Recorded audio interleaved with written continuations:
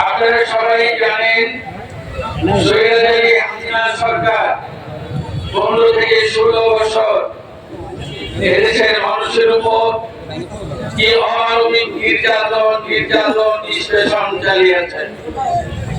আপনারা এও জানেন বাংলাদেশের রাষ্ট্রীয় ব্যবস্থাকে স্বৈর শাসক সম্পূর্ণভাবে ধ্বংস করে দিয়ে গেছে।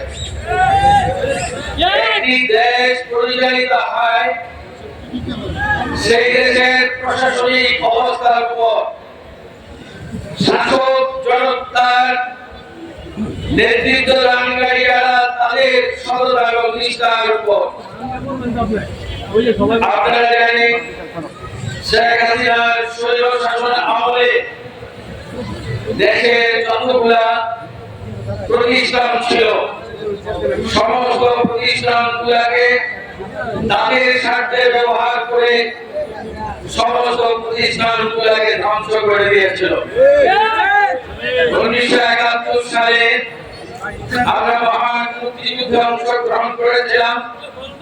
আমাদের স্বপ্ন ছিল শাসক যারা পাকিস্তানি ছিল তাদেরকে হটিয়ে আমরা একটা গণতান্ত্রিক রাষ্ট্রীয় ব্যবস্থা প্রতিষ্ঠা করব, যে রাষ্ট্রে মানুষ শোষিত হবে না, যে রাষ্ট্রে মানুষ ন্যায় বিচার পাবে, যে রাষ্ট্রে মানুষ তাদের মৌলিক অধিকারগুলো পাবে, অর্থনৈতিক উন্নয়ন পাবে।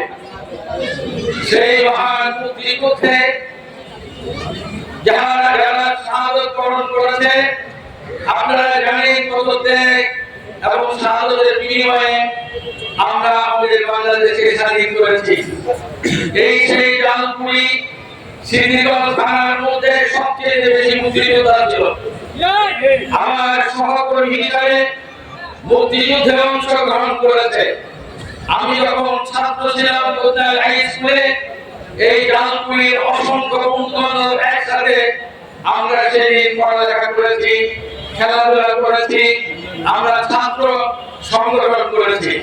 মহান মুক্তিযুদ্ধের পর যারা বন্ধুত্বের সেতু বন্ধনে আমাদের সাথে আবদ্ধ হয়েছিল এই জালকুড়িতে, তাদের সাথে অনেক আচার অনুষ্ঠানে আমরা অংশগ্রহণ করেছি, খেলাধুলায় সাংস্কৃতিক অনুষ্ঠানে অংশগ্রহণ করেছি। এই জালকুড়ি আমাদের নিজের এলাকা, সিদ্ধিরগঞ্জের আমি সন্তান, এই জালকুড়ি সিদ্ধিরগঞ্জের অংশ। কাজে এই এলাকা এবং মাটির এবং মানুষ আমার কাছে অত্যন্ত প্রিয়, অত্যন্ত সম্মানিত। আমার কাছে এই এলাকার গুরুত্ব অপরিসীম। সিদ্ধিরগঞ্জ থানায় আন্দোলন সংগ্রামে যাদেরকে আমরা কাছে পেয়েছি তার মধ্যে আপনাদেরই সন্তান, আপনাদেরই ভাই স্নেহাবাদন মাহমুদুল ইসলাম সুযোগ্য নেতৃত্ব দিয়েছে, অনেক সাহসিকতাপূর্ণ ভূমিকা পালন করেছে। সেই জন্য আমরা সিদ্ধিরগঞ্জ থানায় তাকে আমরা সভাপতি নির্বাচিত করেছি। এই সম্মান জালকুড়ি এলাকাবাসীর জন্য। জালকুড়ির সাথে আমাদের একটা নামিক সম্পর্ক, এই সম্পর্কের প্রতিদান হচ্ছে মাহমুদুল ইসলাম সভাপতিত্ব করা। আমরা তার নেতৃত্বে আমার ডান পাশে বসা কাউন্সিলর ইকবাল তার সুযোগ্য নেতৃত্বে আজকে আমরা সংগ্রাম করেছি, আবার আজকে দেশ পুনর্গঠনের কাজেও আমরা নিয়োজিত রয়েছি।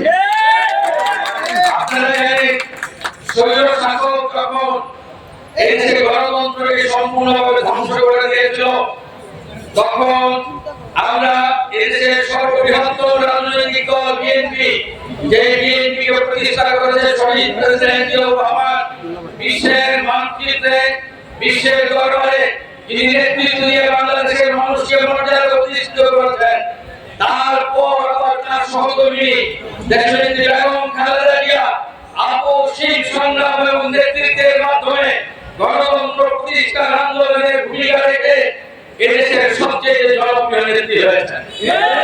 এরপর তাদের সুযোগ্য সন্তান তারেক রহমান আজকে দেশের মানুষের গণতন্ত্র যখন বিপন্ন, স্বৈর শাসক যখন চেপে বসেছিল জগত্তর আহারের মতো, তখন শুধু বিদেশে থেকে এই বিএনপি নেতৃত্ব দিয়েছে, বিএনপি নেতা কর্মীদেরকে নির্দেশ দিয়েছে যতক্ষণ পর্যন্ত স্বৈর শাসকের অবসান হবে না, যতদিন পর্যন্ত বাংলাদেশের মানুষ গণতন্ত্র ফিরে পাবে না, যতদিন পর্যন্ত বাংলাদেশের মানুষ ন্যায় বিচার ফিরে পাবে না, ততদিন পর্যন্ত বিএনপি নেতাকর্মী আন্দোলন করে যেতে হবে।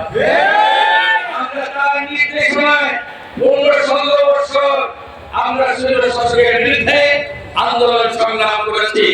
আপনারা জানেন আমাদের সাথে যারা রাজনীতি করেছে, আন্দোলন করেছে, অনেকে বুকের তাজা রক্ত দিয়েছে, শাহাদত বরণ করেছে, অনেক হত্যা গুম করেছে, অনেক মিথ্যা ভৌতিক মামলা দিয়ে আমাদের নেতা কর্মীদেরকে কারাগারে পাঠিয়েছে।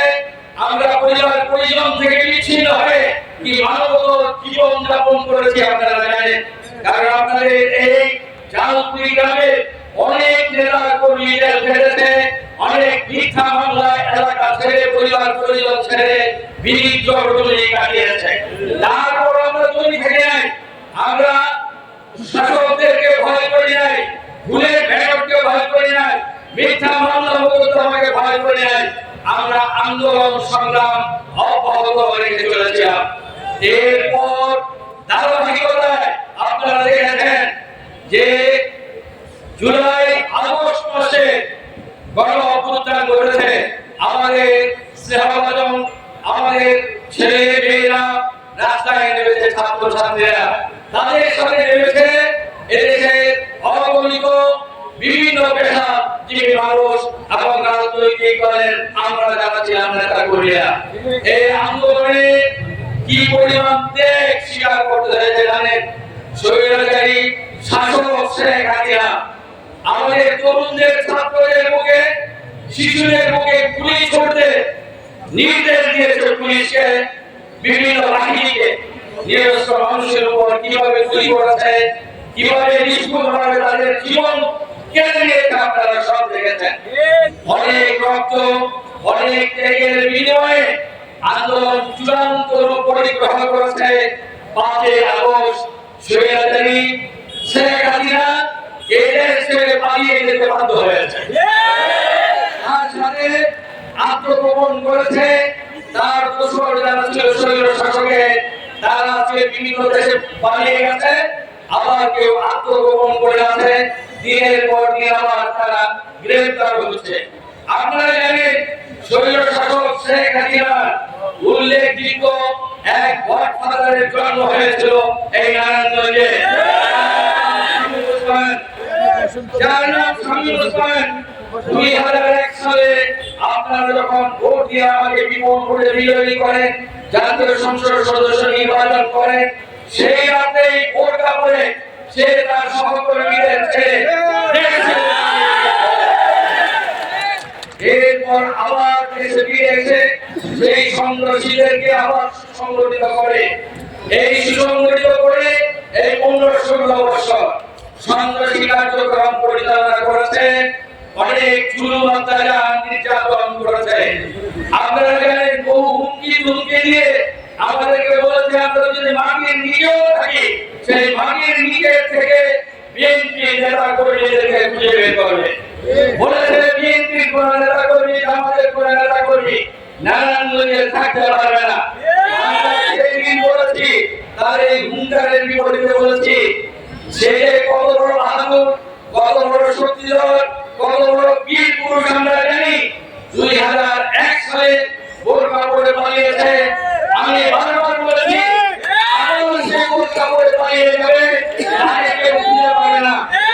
যারা তার বাহিনীতে অংশগ্রহণ করেছিল তাদেরকে আমি বারবার সতর্ক করেছি যে তোমরা যারা তার সাথে আজকে সংগ্রামী তাদের জড়িত, মনে রাখবে তোমাদের এই নেতা তোমাদের ভালোবাসা, তোমাদের প্রেম প্রীতি সবকিছু ভুলে গিয়ে, তোমাদেরকে ভুলে গিয়ে শুধু নিজেকে বাঁচানোর জন্য একদিন পালিয়ে যাবে। ঠিক আছে, পালিয়ে গেছে। আজকে রয়ে গেছে কারা এদেশে? তার সন্ত্রাসী বাহিনী, যারা অস্ত্র নিয়ে রাত করে আমাদের ছেলেদের বুকে গুলি চালিয়েছে, আমাদের নেতৃত্বকে স্তব্ধ করে দেওয়ার জন্য, আন্দোলনকে স্তব্ধ করে দেওয়ার জন্য রাত করে তারা অস্ত্র শস্ত্র নিয়ে হামলা করেছে। আপনারা সবাই জানেন এই অস্ত্র শস্ত্র আজকে কোথায়? তাদের নেতা পালিয়েছে আর তারা আত্মগোপনে গেছেন।